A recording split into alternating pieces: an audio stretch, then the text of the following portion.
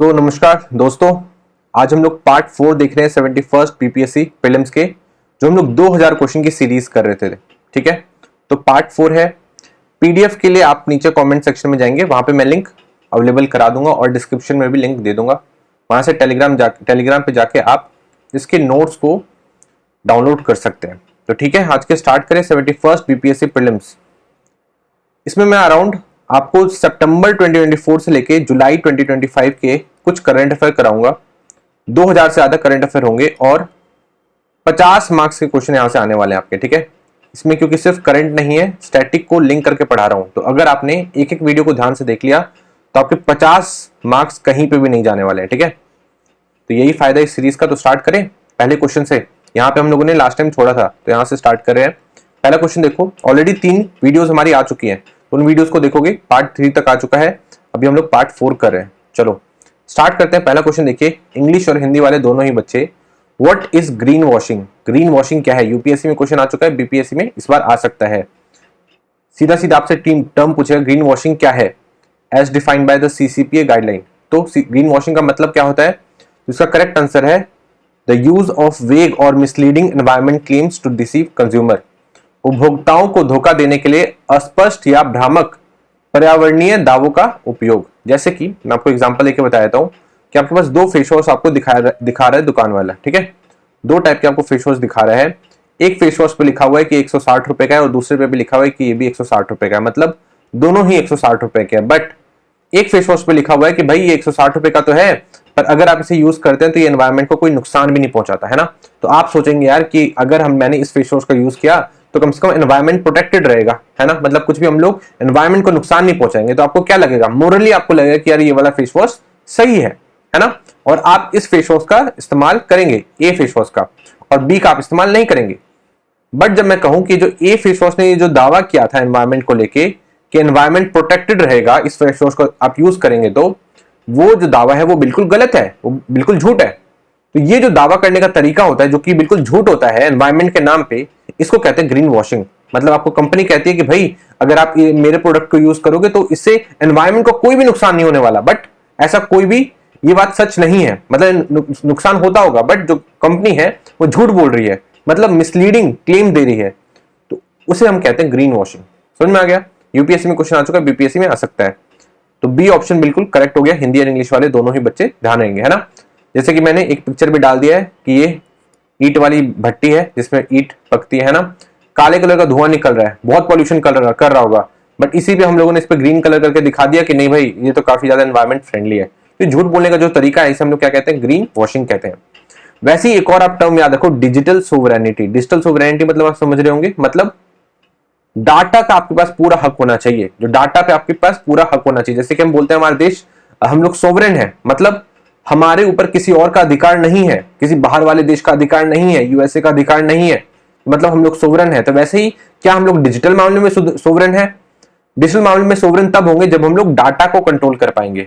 जो डाटा है इंडिया से बाहर नहीं जाना चाहिए, डिजिटल इंफ्रास्ट्रक्चर अच्छा होना चाहिए, समझे? तो अभी तो हम लोग देख रहे हो कि आप लोग हम व्हाट्सएप यूज करते हो, तो सारा डेटा कहां पे है? सारा डेटा यूएसए के पास रहता है, तो हम लोग डिजिटल सोवरेन नहीं है। तो डिजिटल सोवरेन मतलब भी आपको समझ में आ गया है ना, और ग्रीन वॉशिंग मतलब भी समझ में आ गया है ना। बीपीएससी की खास बात यह है कि यूपीएससी में जो टर्म पूछा जाता है कुछ साल बाद बीपीएससी में निकल कर आ जाता है, वो बीपीएससी में भी सेम टू सेम पूछ लिया जाता है। ठीक है, तो चीजों को ध्यान रखना है, हो सकता है ग्रीन वॉशिंग से क्वेश्चन आ जाए। नेक्स्ट क्वेश्चन देखिए, नेक्स्ट क्या है? Which countries have announced the launch of DG framework, digital infrastructure growth initiative. कौन सी कंट्री ने अनाउंस किया है? हिंदी और इंग्लिश वाले बच्चे दोनों देखेंगे। तो करेक्ट आंसर क्या है? यूनाइटेड स्टेट, जापान और साउथ कोरिया ने डीजी फ्रेमवर्क अनाउंस किया है। अभी डिजिटल फ्रेमवर्क क्या है? डीजी फ्रेमवर्क है क्या? डीजी फ्रेमवर्क का फुल फॉर्म देखो, digital infrastructure growth initiative for India. मतलब इंडिया के पास खुद का अपना डिजिटल इंफ्रास्ट्रक्चर हो, इस चीज के लिए डीजी फ्रेमवर्क लॉन्च किया है। अभी मैंने आपको क्या बताया कि हमारे पास इंफ्रास्ट्रक्चर तो है, क्योंकि हमारे पास जीपे, फोन पे सारी चीजें हैं, बट इतना भी स्ट्रांग नहीं है अभी, है ना, हम हर चीज को कंट्रोल नहीं कर पाते। तो इसी इंफ्रास्ट्रक्चर को बढ़ाने के लिए प्राइवेट कंपनी के साथ यूएसए, जापान और साउथ कोरिया क्या करेंगे? कोलैबोरेट करेंगे और इंडिया में डिजिटल इंफ्रास्ट्रक्चर को बढ़ाएंगे। ठीक है, इंडिया में डिजिटल इंफ्रास्ट्रक्चर को सपोर्ट करेंगे, ये चीज आप ध्यान रखेंगे। तो डीजी फ्रेमवर्क समझ में आ गया। कौन कौन सी कंट्री है? यूएसए है, जापान है एंड साउथ कोरिया है। और ये तीनों मिलकर किसको सपोर्ट करेंगे? इंडिया को सपोर्ट करेंगे। ये चीज आप ध्यान रखेंगे, ठीक है। अमेरिका, जापान एंड दक्षिण कोरिया करेक्ट आंसर है। दक्षिण कोरिया कहां पे है? साउथ कोरिया कहां पे? देखो नॉर्थ कोरिया के नीचे जस्ट है ना। चाइना, ऊपर रशिया से देखो बॉर्डर लग रहा है, फिर रशिया से बॉर्डर लग रहा है किसका? नॉर्थ कोरिया का, और नॉर्थ कोरिया के जस्ट नीचे है साउथ कोरिया, और उसी के बगल में है जापान। और यूएसए की लोकेशन आपको पता ही है ना। तो इस तरीके से आपको थोड़ा सा ध्यान रखना होगा। क्वेश्चन नंबर सेकंड देखिए, नेक्स्ट क्वेश्चन देखिए क्या है। Where was the cruise Bharat mission launched by union minister Sarbananda Sonowal and of which port? ठीक है, तो क्रूज भारत मिशन को लॉन्च किया गया है, कब किया गया था और कौन से पोर्ट से लॉन्च किया है? तो करेक्ट आंसर क्या है? इसको लॉन्च किया गया था 30 सितंबर 2024 को मुंबई पोर्ट से। ये चीज आप ध्यान रखेंगे, ठीक है। तो 30 सितंबर 2024 को क्रूज भारत मिशन को लॉन्च किया गया था, ये चीज आप ध्यान रखेंगे। अभी क्रूज भारत मिशन क्या है? कुछ इस टाइप की शिप्स आपने देखी होगी ना। इस शिप्स में क्या होता है, जो टूरिस्ट होते हैं वो ट्रैवल कर सकते हैं एक जगह से दूसरी जगह पे घूमने के लिए, है ना। इसमें आराम से आप पार्टी वार्टी मजे वजे करो और एक जगह से दूसरी जगह जा सकते हो। तो इस टाइप की शिप्स हम लोग चलाना चाहते हैं पूरे इंडिया के अंदर और इंडिया के आसपास की कंट्रीज के अंदर। तो इस चीज के लिए हम लोगों ने एक मिशन को लॉन्च किया जिसका नाम क्या है? Cruise Bharat mission. अभी जो मिशन है टोटल 3 फेज में बनाया जा रहा है, फेज 1, फेज 2 और फेज 3। कितने साल का मिशन है? ये 5 साल का मिशन है, 2024 से 2029 तक चलेगा। इसको 3 फेज में बांट दिया गया है, फेज 1, फेज 2, फेज 3। फेज 1 में क्या करेंगे? हम लोग स्टडीज करेंगे कि कहां कहां पे टर्मिनल्स बनाए जा सकते हैं, कहां कहां से लोग ज्यादा ज्यादा ट्रेवल करने का पसंद करेंगे, है ना। फेज 2 में क्या करेंगे? इन सारी जगह पे डेवलपमेंट करेंगे, जहां जहां पे टर्मिनल बना सकते हैं वहां पे एक बार प्लानिंग कर ली, दूसरी बार में हम लोग क्या करेंगे? वहां पे टर्मिनल बनाएंगे, और तीसरी बार में क्या करेंगे? हर चीज को जोड़ देंगे। जोड़ने से क्या होगा? जोड़ने से उसके बाद शिप्स ये चल सकेंगी, है ना। इस तरीके से क्या होगा? टूरिस्ट जो होंगे हमारे एक जगह से दूसरी जगह जा सकते हैं, इंडिया के अंदर भी और इंडिया से बाहर भी, है ना। ये समझ में आया? तो टूरिस्ट के लिए खास बनाया गया है क्या? क्रूज भारत मिशन, ताकि ज्यादा से ज्यादा एम्प्लॉयमेंट जनरेट हो। ऐसा हम लोगों ने सोचा है कि अगर इससे लोग ट्रेवल करेंगे तो 4 लाख के आसपास जो जॉब्स है वो जनरेट होगी। तो एक तरीके से जॉब भी जनरेट करने की कोशिश करी जा रही है। कितने के आसपास? 4 लाख के आसपास। समझ में आ गया? नेशनल हाईवेज के बारे में आप जानते होंगे, जैसे नेशनल हाईवेज होता है वैसे ही नेशनल वाटरवेज होता है। तो इन वाटरवेज के ऊपर क्या चलेंगे? ये क्रूज भारत मिशन के तहत शिप्स चलने वाली है। इसमें आपको 2 नेशनल वाटरवे के बारे में एकदम ध्यान रखना है, एक है नेशनल वाटरवे 1 और एक है नेशनल वाटरवे 2। नेशनल वाटरवे 1 किस रिवर से रिलेटेड है आपको ध्यान रखना है। नेशनल वाटरवे 1 जो है वो किस रिवर के ऊपर है? तो आपको ध्यान रखना है ये गंगा रिवर के ऊपर है ना। ये देखो बिहार से होते हुए भी गुजर रही है। 1620 किलोमीटर का ये वाटरवे है, आपको ध्यान रखना है किसके ऊपर है? गंगा रिवर के ऊपर। नेशनल वाटरवे 2 किसके ऊपर है? ब्रह्मपुत्रा रिवर के ऊपर। क्लियर हो गया? National waterway 1 Ganga river, national waterway 2 Brahmaputra river के ऊपर है। ये चीज आप ध्यान रखेंगे। इन्हीं वाटरवेज, इन्हीं जो नेशनल वाटरवेज है इसी के ऊपर हम लोग शिप चलाने की कोशिश करेंगे। आपको पता है ये शिप्स कहां कहां चलेगी? एक तो ये नेशनल वाटरवेज पे चलेगी, प्लस और भी जो हमारे छोटे मोटे रिवर्स हैं उन पे भी चल सकती है, लेक्स हैं उन पे भी चलेगी। समझ में आया?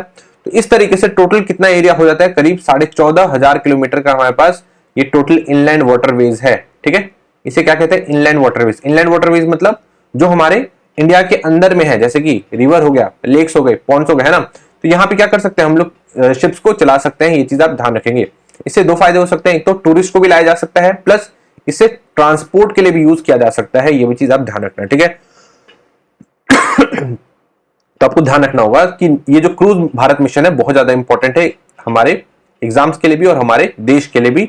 आई थिंक आप ये सारी चीजों को समझ पा रहे होंगे, है ना। अभी जो वाटरवेज है, यहाँ पे जो टर्मिनल्स बनेगा, इन इनलैंड वाटरवेज पे जो टर्मिनल्स बनेगा, इसको सपोर्ट करने के लिए, इन टर्मिनल्स को बनाने के लिए एक अथॉरिटी है, inland waterway authority of India, IWAI। क्या नाम है?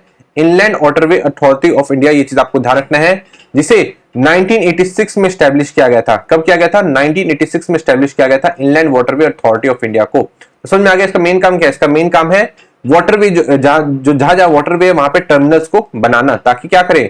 इस टाइप की जो शिप्स है, कार्गो शिप हो चाहे टूरिज्म से रिलेटेड शिप हो, वो आराम से इधर से उधर ट्रेवल कर सके। ठीक है, तो ये सारी फोटोज मैंने लगा दी है ताकि आप समझ सको कि ये क्रूज भारत मिशन है क्या। आई थिंक आपको ये चीज क्लियर हो गई होगी, है ना। नेक्स्ट क्वेश्चन की तरफ चलते हैं कि what is the primary objective of monetary policy committee. Monetary policy committee का प्राइमरी ऑब्जेक्टिव क्या है? समझ में आया? एमपीसी का प्राइमरी ऑब्जेक्टिव क्या है? मौद्रिक नीति समिति इकोनॉमी का बहुत इंपॉर्टेंट रोल है आपके बीपीएससी में, पहले नहीं था बट अब इकोनॉमी का जो वेटेज है वो धीरे धीरे बढ़ता जा रहा है। तो जो छोटे मोटे कॉन्सेप्ट है जैसे कि एमपीसी, इसके बारे में आपको पता होना चाहिए, है ना। अब मॉनेटरी पॉलिसी कमेटी क्या होती है इसके बारे में जानो। मॉनेटरी पॉलिसी कमेटी एक आरबीआई की कमेटी है। किसकी कमेटी है? आरबीआई की कमेटी है, ये आपको ध्यान रखना है। और उसका मेन काम क्या है? इसका मेन काम है कि रेपो रेट कितना होगा ये डिसाइड करना। अब रेपो रेट क्या होता है इसके बारे में आपको बताया था। तो ये देखो, मॉनेटरी पॉलिसी कमेटी किसकी कमेटी है? आरबीआई की कमेटी है, जिसका काम है बेंचमार्क इंटरेस्ट रेट, मतलब रेपो रेट को डिसाइड करना। अभी रेपो रेट क्या होता है इसको जानो। आपने सुना होगा या आपने देखा भी होगा कि जब आप बैंक में लोन लेने जाते हैं, जब आपके पास पैसे खत्म होते हैं या पैसों की जब जरूरत होती है तो आप बैंक में जाते हैं। जब बैंक में आप जाएंगे तो किसी ना किसी इंटरेस्ट रेट पे आपको क्या देगा? लोन देगा। तो वो क्या हो गया? बैंक आपको जिस इंटरेस्ट रेट पे लोन देता है वो तो बैंक का लोन हो गया। पर जब बैंकों के पैसे की जरूरत पड़ती है तो वो आरबीआई के पास जाता है। मतलब जब आपको जब पैसों की जरूरत पड़ेगी तो आप बैंक के पास जाएंगे। तो जैसे ही जब बैंकों को पैसों की जरूरत पड़ती है तो किसके पास जाता है? आरबीआई के पास जाता है। तो आरबीआई जिस इंटरेस्ट रेट पे उस बैंक को लोन देगा उसे हम लोग क्या कहेंगे? रेपो रेट कहेंगे। ये चीज आप ध्यान रखेंगे, ठीक है। तो समझ में आया रेपो रेट क्या होता है? रेपो रेट वो रेट है जिस रेट पे जो आरबीआई है हमारे बैंक्स को लोन देता है। ये चीज आप ध्यान रखेंगे, ठीक है। तो समझ में आया रेपो रेट क्या है? जैसे कि हम लोगों को पैसे की जब जरूरत पड़ी तो हम लोग बैंक के पास गए, तो जब बैंकों को पैसे की जरूरत पड़ती है तो वो आरबीआई के पास जाती है। तो आरबीआई जिस इंटरेस्ट रेट पे उन बैंकों को लोन देगा उसे क्या कहेंगे? रेपो रेट कहेंगे, ठीक है। समझ में आ गया। तो इस रेपो रेट को डिसाइड करने के लिए ही एक कमेटी बनाई गई है जिसका नाम क्या है? मॉनेटरी पॉलिसी कमेटी नाम है, ठीक है। इंपॉर्टेंट आपके एग्जाम पर्सपेक्टिव से। इसमें टोटल कितने मेंबर है? इसमें टोटल 6 मेंबर होते हैं। ये चीज आप ध्यान रखेंगे। 3 मेंबर सरकार की तरफ से होते हैं और 3 मेंबर आरबीआई की तरफ से होते हैं। इन 3 में से एक कौन हो गया? इसमें से एक होता है गवर्नर, आरबीआई के गवर्नर। अभी गवर्नर कौन है उसका नाम आप मुझे नीचे कमेंट सेक्शन में बताओ, यहां से भी क्वेश्चन आ सकता है। एक हो गया गवर्नर, एक हो गया डिप्टी गवर्नर, एक हो गया डिप्टी गवर्नर, और एक व्यक्ति हो गया किसी आरबीआई के सेंट्रल बोर्ड से नॉमिनेटेड बंदा, ठीक है। तो 3 हो गए आरबीआई की तरफ से और 3 हो गए सरकार की तरफ से। ये चीज आप थोड़ा सा ध्यान रखना। समझ में आया?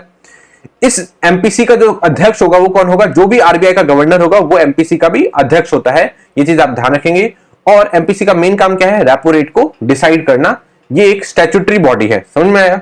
ये आरबीआई की स्टैट्यूटरी बॉडी है। तो ये जो भी एडवाइस करेगी कि रेपो रेट 4% होना चाहिए, 5% होना चाहिए, तो उतना ही आरबीआई को मानना ही पड़ेगा। ये चीज आप ध्यान रखेंगे, ठीक है। तो आई थिंक आप ये सारी चीजों को समझ पा रहे होंगे। अभी के लिए सिर्फ इतना जानिए कि मॉनेटरी पॉलिसी कमेटी का मेन काम क्या है। इसका मेन काम है रेपो रेट को डिसाइड करना। रेपो रेट क्या है? जिस रेट पे आरबीआई बैंकों को लोन देती है वो क्या हो गया? रेपो रेट हो गया। क्लियर हो गया? एमपीसी में कितने मेंबर्स होते हैं? 6 मेंबर होते हैं। 3 होते हैं सरकार की तरफ से और 3 होते हैं आरबीआई की तरफ से, ठीक है। आरबीआई की तरफ से जो लोग होते हैं उसमें कौन कौन होता है? एक तो हो गया आरबीआई का गवर्नर, दूसरा हो गया उसका डिप्टी गवर्नर, और तीसरा हो गया आरबीआई के सेंट्रल बोर्ड से नॉमिनेटेड एक कोई व्यक्ति, ठीक है। तो 3 हो गए आरबीआई की तरफ से, 3 हो गए सरकार की तरफ से। अभी 6 मेंबर की बॉडी है। इसको मीटिंग करनी हर साल जरूरी होती है। एक साल में कई बार मीटिंग करता है। हर एक मीटिंग में कम से कम 4 व्यक्ति होने ही चाहिए। ये चीज आप ध्यान रखेंगे, ठीक है। 4 व्यक्ति होने चाहिए। कोई भी मुद्दा हो गया तो उस पर मेजोरिटी वोट जिस टॉपिक पे रहेगा कि हाँ भाई 4% होना चाहिए, 5% होना चाहिए, जिसको मेजोरिटी वोट मिलेंगे उसी की बात मानी जाएगी। ये चीज आप ध्यान रखेंगे, ठीक है। तो इस तरीके से एमपीसी क्या डिसाइड करती है? एमपीसी डिसाइड करती है कि रेपो रेट कितना होना चाहिए, ठीक है। तो आई थिंक आप ये सारी चीजों को समझ पा रहे होंगे। कुछ इंपॉर्टेंट फैक्ट भी देख लीजिए। देखिए क्वेश्चन कहीं से भी आ सकते हैं, इसलिए मैं कह रहा हूं कि आपके 50 मार्क्स में आपको दिलवा के ही छोड़ूंगा। अगर आप इसको ढंग से करते हो तो आपके 50 मार्क्स कहीं नहीं जाने हैं, ठीक है। तो अगर आपको 50 मार्क्स करने हैं तो आपको ध्यान से एक एक चीज को समझना पड़ेगा। जो आरबीआई के अगर आपसे पूछा जाए कि पहला गवर्नर कौन था, तो आरबीआई का पहला गवर्नर कौन थे? 1935 से लेकर 1937 तक थे ऑसबोर्न स्मिथ। क्या थे? ऑसबोर्न स्मिथ फर्स्ट गवर्नर थे आरबीआई के। ये फैक्चुअल टॉपिक है भाई, याद कर लो। First governor of RBI Osborne Smith. अगर पूछ लिया जाए कि पहले भारतीय का कौन थे, पहले भारतीय जो कि आरबीआई के गवर्नर बने थे, तो वो कौन थे? सीडी देशमुख थे 1943 से लेकर 1949 तक। तो फर्स्ट आरबीआई गवर्नर जो कि इंडियन थे वो कौन थे? सीडी देशमुख थे। और अगर सिर्फ पूछे कि फर्स्ट आरबीआई गवर्नर कौन थे, तो वो कौन थे? ऑसबोर्न स्मिथ थे। तो स्मिथ याद रहेगा और सीडी देशमुख आपको याद रहेगा। अब देखो अभी हाल फिलहाल तक शक्तिकांता दास जी भी थे जो कि काफी लंबे टाइम तक सर्व किया आरबीआई गवर्नर, एक आईएएस ऑफिसर थे। और उसके बाद अभी एक नए आरबीआई गवर्नर बन चुके हैं श्री संजय मल्होत्रा। अभी के आरबीआई गवर्नर का नाम क्या है? श्री संजय मल्होत्रा साहब है। ये चीज आप ध्यान रखेंगे, ठीक है। इन्होंने दिसंबर 2024 में अपना पदभार एक तरीके से संभाला है। ये चीज आप ध्यान रखेंगे। ये राजस्थान कैडर के आईएएस ऑफिसर है। तो अभी आरबीआई के गवर्नर का नाम क्या है? संजय मल्होत्रा है। इससे पहले कौन थे? शक्तिकांता दास जी थे। पहले आरबीआई गवर्नर का नाम क्या था? ओसबोर्न स्मिथ था। और पहले इंडियन आरबीआई गवर्नर का नाम क्या था? तो वो था सीडी देशमुख। ठीक है, तो सारी चीज आपको क्लियर हो गई होगी, है ना। एमपीसी के बारे में भी सारी चीजें पता चल गई। नेक्स्ट क्वेश्चन देखिए। नेक्स्ट है, which organisation is responsible for developing the national agriculture code? कौन सी ऑर्गेनाइजेशन जो है नेशनल एग्रीकल्चर कोड बनाई है? ठीक है, किस ऑर्गेनाइजेशन ने राष्ट्रीय कृषि कोड को बनाया है? तो करेक्ट आंसर क्या है? करेक्ट आंसर है ब्यूरो ऑफ इंडियन स्टैंडर्ड्स। क्या है? भारतीय मानक ब्यूरो। ये चीज आप ध्यान रखेंगे। नेशनल एग्रीकल्चर कोड किसने बनाया है? ब्यूरो ऑफ इंडियन स्टैंडर्ड्स ने। अब ये एग्रीकल्चर कोड क्या है, इसको समझो। कोड मतलब क्या? जैसे यूनिफॉर्म सिविल कोड, मतलब किसी चीज को स्टैंडर्डाइज कर दिया, उसका एक रूल बना दिया। जैसे कि मैं आपको अगर कहूं कि एक क्लास है, क्लास में 100 बच्चों की सीट है ना। उसमें मैं कह दूं कि इसमें जो 4 सीट है, इसमें जो आगे की जो 4 लाइन है उसमें सिर्फ लड़कियां बैठेगी और पीछे की 6 लाइन में लड़के बैठेंगे। तो एक तरीके से मैंने चीजों को स्टैंडर्डाइज कर दिया कि अब हमेशा आगे के 4 लाइन में लड़कियां ही बैठेगी और पीछे के 6 लाइन में कौन बैठेंगे? लड़के ही बैठेंगे। तो इस तरीके से मैंने चीजों को स्टैंडर्डाइज कर दिया। तो वैसे ही नेशनल एग्रीकल्चर कोड है, जिसमें हम लोगों ने बता दिया कि भाई किसानों को कि अगर आपको बीज उगाने हैं तो इस टाइप के बीज ही उगाने हैं। अगर आपको फर्टिलाइजर का इस्तेमाल करना है तो इसी कंपनी का करना है, फालतू की कंपनियों का नहीं करना। पेस्टिसाइड यूज करना है तो इसी कंपनी का करना है। ठीक है, या इस तरीके के पेस्टिसाइड ही यूज करने हैं ना, कुछ खतरनाक पेस्टिसाइड आपको यूज नहीं करने। तो एक तरीके से हम लोगों ने चीजों को स्टैंडर्डाइज कर दिया। ये चीज आप ध्यान रखेंगे। किसके तहत? नेशनल एग्रीकल्चर कोड के तहत। और नेशनल एग्रीकल्चर कोड किसने बनाया है? बनाया है ब्यूरो ऑफ इंडियन स्टैंडर्ड्स ने, BIS ने। ये चीज आप ध्यान रखेंगे। ठीक है, तो आई थिंक आप ये सारी चीजों को समझ पा रहे होंगे। BIS bureau of Indian standard जो है, ये एक बॉडी है जिसको 2016 में बनाया गया था। कब बनाया गया था? 2016 में बनाया गया था। ये चीज आप ध्यान रखेंगे। 2016 में बनाया गया था। इसका काम क्या है? कोई भी चीज, जो भी टॉपिक इसको दिया जाएगा उसको स्टैंडर्डाइज करना। जो भी चीजें इसको दी जाएगी सरकार की तरफ से उसको स्टैंडर्डाइज करना। ये चीज ध्यान रखना आपको, BIS का काम है ना। नेक्स्ट क्वेश्चन देखिए। नेक्स्ट क्वेश्चन क्या है? What is the significance of fortifying rice with micronutrients like iron, folic acid and vitamin? सीधा सीधा इसमें यह पूछा है कि बायोफोर्टिफिकेशन, क्वेश्चन क्या आएगा कि बायोफोर्टिफिकेशन का मतलब क्या होता है? ये यूपीएससी में आ चुका है। बीपीएससी में देखो बहुत ज्यादा चांसेस है कि आ जाए कि बायोफोर्टिफिकेशन का मतलब क्या होता है। तो इसका मेन मतलब क्या होता है? एनहेंसिंग माइक्रोन्यूट्रिएंट्स, न्यूट्रिएंट्स को बढ़ाना खाने में। It addresses micronutrient deficiency to improve public health income. ठीक है, तो B is the correct answer. तो अगर पूछा जाए कि बायोफोर्टिफिकेशन क्या है, बायो से आपको याद रहेगा कुछ बायोलॉजी से रिलेटेड है। फोर्टिफिकेशन मतलब जो भी आपके खाने की क्रॉप है, आपको पता है कि उसमें हम लोग सोचते हैं कि इसमें बहुत ज्यादा न्यूट्रिएंट्स हम लोग को मिल रहा है, पर उतना नहीं मिल पाता है ना, क्योंकि एनवायरमेंट खराब हो गया, बहुत सारी चीजें खराब हो चुकी है हमारे, है ना। तो हम लोग क्या करें, जो प्रोडक्ट्स है उसको बायोफोर्टिफाई कर रहे हैं ताकि उसके न्यूट्रिएंट की कैपेबिलिटीज को और बढ़ाया जा सके, उसके जो न्यूट्रिशन है उसको और बढ़ाया जा सके। ये होता है बायोफोर्टिफिकेशन। ये चीज आप ध्यान रखोगे। फॉर एग्जाम्पल गोल्डन राइस, है ना। गोल्डन राइस के बारे में आप जानते होंगे। इसमें क्या पाया जाता है? इसमें विटामिन को बढ़ा दिया गया है। विटामिन ए को इसमें बढ़ा दिया गया है। जैसे कि ये तो नॉर्मल राइस हो गया, है ना, बट इसी में जब आप लोग बहुत ज्यादा विटामिन ए डाल दोगे तो कुछ इस टाइप का बन जाएगा। गोल्डन राइस नाम से ये मार्केट में बिकता है। समझ में आया? तो गोल्डन राइस समझ में आ गया। बायोफोर्टिफिकेशन समझ में आ गया कि बायोफोर्टिफिकेशन क्या होता है। इस तरीके से आपको थोड़ा सा ध्यान रखना होगा।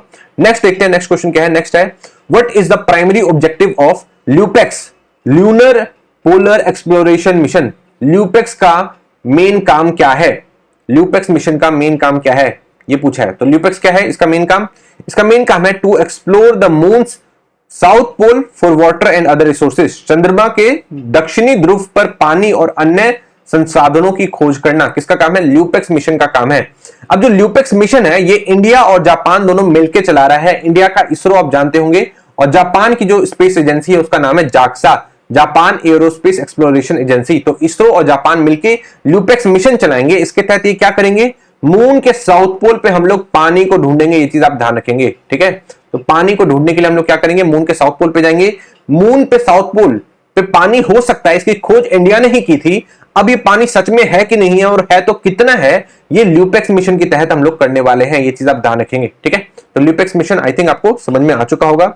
ल्यूपेक्स मिशन के तहत हम लोग क्या करेंगे कि जो चांद है, चांद के साउथ पोल पे कितना पानी है, इस चीज को सर्च करने की कोशिश करेंगे। कौन कौन इसमें शामिल है? इसरो शामिल है इंडिया का, और जापान की कौन है? जापान की जो स्पेस एजेंसी है उसका नाम जाक्सा है। ये चीज आप ध्यान रखेंगे, ठीक है। अब जाक्सा जो है, जापान की स्पेस एजेंसी क्या दे रही है?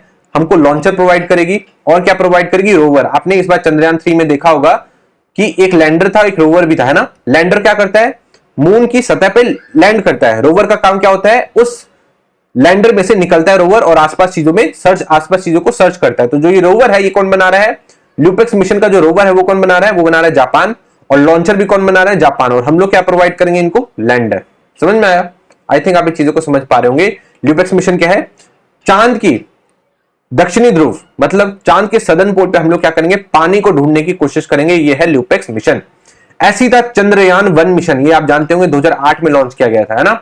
इसका मेन काम क्या था, इसका मेन काम था कि जो चांद है वो किस टाइप का दिखता है, बाहर से हम लोग उसको देखने की कोशिश कर रहे थे। एक बार हम लोगों ने बाहर से देख लिया, जैसे कि आप कहीं पे जाएंगे तो पहले बाहर से चीजों को ऑब्जर्व करेंगे ना, सीधा तो घर में नहीं घुस जाएंगे। पहले आप घर को बाहर से देखेंगे कि घर किस टाइप का दिखता है, उसके बाद आप धीरे करके अंदर जाएंगे, है ना। तो चंद्रयान 1 में हम लोगों ने क्या किया, चांद को एक तरीके से ऑब्जर्व किया, है ना। चंद्रयान 2 में हम लोग क्या कर रहे थे, लैंड करने की कोशिश कर रहे थे, बट लैंड अच्छे से हो नहीं पाया, है ना। फिर उसके बाद हम लोगों ने चंद्रयान 3 लॉन्च किया 2023 में, जो कि सक्सेसफुल रहा था। आपको पता है कि हमारा लैंडर उतरा था वहां पे और फिर वहां से रोवर भी निकला था। तो चंद्रयान 3 में ये सक्सेसफुल हो गया। इसके बाद होगा ल्यूपेक्स मिशन। ल्यूपेक्स मिशन के तहत क्या करना था हम लोग को, ल्यूपेक्स मिशन के तहत इंडिया और जापान मिलके लैंडर और रोवर भेजेगी। और रोवर क्या करेगा, वहां पे खुदाई करेगा, सदर्न पोल पे खुदाई करेगा और वहां से सॉइल में से देखेगा कि कितने परसेंट पानी है कि नहीं है। अगर पानी है तो कितना परसेंट है। और फिर आएगा चंद्रयान 4 मिशन। अब इस मिशन के तहत क्या होगा, इस मिशन के तहत वो जो मिट्टी है उसको इंडिया धरती पे लाने की कोशिश करेगा। ये चीज आपको ध्यान रखना है। तो चांद की मिट्टी को हम लोग चंद्रयान 4 की तरह धरती पे लाने की कोशिश करेंगे। ये चीज आप ध्यान रखेंगे, ठीक है। तो क्लियर हुआ, समझ में आ गया। एक और क्वेश्चन देखते हैं ल्यूपेक्स मिशन से रिलेटेड। क्या है, which of the following statement is correct regarding the LUPEX mission. कौन सा करेक्ट है इसमें ल्यूपेक्स मिशन के तहत। तो करेक्ट क्या है, LUPEX is collaborative mission between ISRO and NASA. नहीं, इसरो एंड जापान था, है ना। सी देखो, LUPEX rover and rocket will be build by JAXA while the lander system will be developed by ISRO. तो ये भी तो बिल्कुल करेक्ट है ना। जापान के साथ एक तो हम लोग को मिलकर कर रहे हैं और उसमें क्या चीजें जापान बना रही है, एक तो बना रही है लैंडर और एक बना रही है लॉन्चर। और इंडिया क्या बनाएगा, सॉरी, एक ये बना रहे हैं रोवर और एक बना रहे हैं लॉन्चर। और इंडिया क्या बनाएगा, इंडिया बनाएगा लैंडर, है ना। ये चीज मैंने ऑलरेडी आपको बता दिया। नेक्स्ट क्वेश्चन देखो, नेक्स्ट है, where is the new missile testing range approved by CCS located. CCS मतलब कैबिनेट कमेटी ऑन सिक्योरिटी। तो न्यू मिसाइल टेस्टिंग रेंज कहां हुई है, नई मिसाइल परीक्षण रेंज कहां पे स्थित है। तो स्थित है नगायालंका आंध्र प्रदेश में। कहां पे है, नगायालंका आंध्र प्रदेश। ये चीज आप ध्यान रखेंगे। अभी तक चांदीपुर में भी टेस्टिंग होती थी, मिसाइल की टेस्टिंग हम लोग इस टाइप से करते थे। कहां पे, चांदीपुर उड़ीसा में। बट एक नई जगह को डिसाइड किया गया है। नई जगह का नाम क्या है, नई जगह का नाम है आंध्र प्रदेश, नगायालंका में, ठीक है। लाइट जा चुकी है, पर एक बार हम लोग क्या करेंगे, एक बार इंटरनेट को थोड़ा सा यूज कर लेंगे, ऑन कर लेंगे, ठीक है, कोई दिक्कत नहीं है। मैं आपको दिख रहा हूँ, एक बार मैं वाईफाई से कनेक्ट कर लेता हूँ अपने आप को, फिर हम लोग कंटिन्यू करते हैं। एक सेकेंड।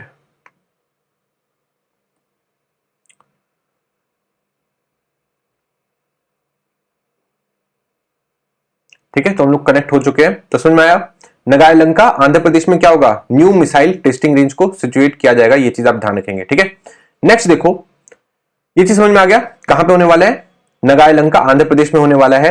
नेक्स्ट क्वेश्चन देखते हैं। नेक्स्ट क्वेश्चन क्या है, नेक्स्ट है, what was the theme of India mobile Congress. India mobile Congress का थीम क्या था। तो इसका थीम क्या था, द फ्यूचर इज नाउ। ये फैक्चुअल टॉपिक है, इसको याद कर लो, द फ्यूचर इज नाउ। ये चीज आप ध्यान रखेंगे, इंडिया मोबाइल कांग्रेस का थीम था। क्लियर हो गया। नेक्स्ट देखते हैं, from where was the Europa Clipper mission launched. Europa Clipper mission launch कहां से किया गया है, यूरोपा क्लिपर मिशन लॉन्च कहां से किया गया है। तो आपको ध्यान रखना है, ये लॉन्च किया गया है नासा के केनेडी स्पेस सेंटर से। अब ये यूरोपा क्लिपर मिशन क्या है, इसको हम लोग जानेंगे, है ना। यूरोपा से आपको लग रहा होगा कि यूरोप से लॉन्च किया गया होगा, पर आपको ध्यान रखना है, नहीं, ये नासा के केनेडी स्पेस सेंटर से लॉन्च किया गया है। तो ये यूरोपा है क्या, इसका नाम यूरोपा क्यों पड़ा है। तो यूरोपा के बारे में आपको पता होना चाहिए। यूरोपा क्या है, यूरोपा जुपिटर का एक मून है ना। जैसे अर्थ का एक मून है, वैसे जुपिटर के भी मून होते हैं। तो इंडिया, अर्थ के पास तो सिर्फ एक मून है, पर जुपिटर के पास टोटल 95 मून है। समझ में आया। ऐसा प्लेनेट जिसके सबसे ज्यादा मून है वो कौन सा है, जुपिटर है। जुपिटर के टोटल 95 मून है, उसमें से एक मून है जिसका नाम क्या है, यूरोपा। ये चीज आप ध्यान रखेंगे। अब नासा का कहना है कि इस यूरोपा पे पानी हो सकता है, क्योंकि वहां पे ऊपर आइस इस टाइप के उनके हिसाब से देखे जा रहे हैं और इस आइस के नीचे बहुत सारा पानी हो सकता है। तो इस चीज के लिए खोज करना चाहता है कौन? नासा। तो नासा ने इस चीज के लिए यूरोपा क्लिपर मिशन को लॉन्च किया है। कहां से? नासा के केनेडी स्पेस सेंटर से। क्लियर हुआ कि नहीं हुआ? समझ में आया कि यूरोपा क्या है? यूरोपा एक मून है किसका? जुपिटर का। ये चीज आपको ध्यान रखना है। जुपिटर हीलियम गैस से बना हुआ है, गैसियस प्लैनेट है। इसके 95 के आसपास, 95 से भी ज्यादा मून्स है। उसमें से एक मून है कौन? यूरोपा, जहां पे पानी हो सकता है इसकी संभावना है। इसलिए नासा ने यूरोपा क्लिपर मिशन को लॉन्च किया है। उसके और भी मून है, जो 2-3 और इंपॉर्टेंट मून है, इसका नाम याद रख लो। एक का नाम है आयो, एक का नाम है यूरोपा, एक का नाम है गैनीमेड और एक का नाम है कैलिस्टो। ठीक है। अब गैनीमेड के बारे में आपको ध्यान रखना है। क्वेश्चन आएगा कि पूरे ब्रह्मांड का सबसे बड़ा मून कौन सा है? तो आपको ध्यान रखना है पूरे ब्रह्मांड का सबसे बड़ा मून है गैनीमेड। कौन सा है? गैनीमेड है, जो कि पूरे ब्रह्मांड का, पूरे यूनिवर्स का सबसे बड़ा मून है, जो कि जुपिटर का मून है। ठीक है। ये जुपिटर का जो मून है, ये पूरे ब्रह्मांड का सबसे बड़ा मून है। ये चीज आपको ध्यान रखना है, गैनीमेड। ये चीज आप ध्यान रखेंगे। ठीक है। तो क्लियर हुआ कि नहीं हुआ? इस टाइप से आपके एग्जाम में क्वेश्चन आ सकता है। नेक्स्ट देखो, where was the Moonlight programme launched by ESA, European Space Agency के द्वारा कहां से मूनलाइट प्रोग्राम को लॉन्च किया गया? तो मूनलाइट प्रोग्राम को कहां से लॉन्च किया गया? तो ये लॉन्च किया गया है मिलान, इटली से। ये चीज आप ध्यान रखेंगे। कहां से लॉन्च किया गया है? मिलान, इटली से। अभी मूनलाइट प्रोग्राम क्या है, इसके बारे में आपको पता होना चाहिए, है ना। जैसे कि अभी मैंने आपसे बात की कि हम लोग लैंडर और रोवर को भेजने वाले हैं इंडिया और जापान ल्यूपेक्स मिशन के तहत। तो वो भारत से कैसे कम्युनिकेट करेंगे, धरती से कैसे कम्युनिकेट करेंगे, इस चीज के लिए हम लोगों ने क्या सोचा है कि हम लोग वहां पे क्यों ना एक इंफ्रास्ट्रक्चर बना दे। जैसे कि पहले इंडिया में बहुत ज्यादा रेट से हम लोग एक दूसरे से बातचीत कर पाते थे, है ना, बहुत ज्यादा पैसे लगते थे। फिर जियो आया, जियो ने चीजों को आसान कर दिया। कैसे? उसने पूरा एक तरीके से नेटवर्क फैला दिया पूरे इंडिया के अंदर। ठीक है। बहुत सारे टावर से सब लगाए और काफी ज्यादा आसान हो गया। पहले आप जानते होंगे कि गांव में नेटवर्क भी नहीं आता था, बट अब आता है। क्यों? क्योंकि बहुत ज्यादा एक तरीके से टावर ये सब लग गए। तो वैसे ही मूनलाइट प्रोग्राम के तहत हम लोग क्या कर रहे हैं? इंफ्रास्ट्रक्चर को बढ़ाने की कोशिश कर रहे हैं, ताकि धरती से कांटेक्ट किया जा सके। जो भी हम सैटेलाइट ये सब जो भी चीजें भेजते हैं, उसका आसानी से धरती से कम्युनिकेशन हो सके। इस चीज के लिए मूनलाइट प्रोग्राम को लॉन्च किया है। कहां से? इटली के मिलान से। समझ में आया कि नहीं? इटली के मिलान से ये चीज लॉन्च की गई है। इटली की जो भी प्रधानमंत्री, उनका नाम क्या है? जॉर्जिया मेलोनी है, जो कि ब्रदर्स ऑफ इटली पार्टी से बिलोंग करती है। कहां से बिलोंग करती है? ब्रदर्स ऑफ इटली पार्टी से, है ना। इटली क्या है? यूरोप की एक कंट्री है, जो कि मेडिटेरेनियन सी से बॉर्डर शेयर करती है। ये चीज आप ध्यान रखेंगे। ठीक है। तो आज की वीडियो को हम लोग यहीं तक रखते हैं, है ना। पीडीएफ आपको मैं नीचे कमेंट सेक्शन में प्रोवाइड करा दूंगा, आप वहां से जाके डाउनलोड कर सकते हैं। ठीक है। इसी के साथ थैंक यू सो मच।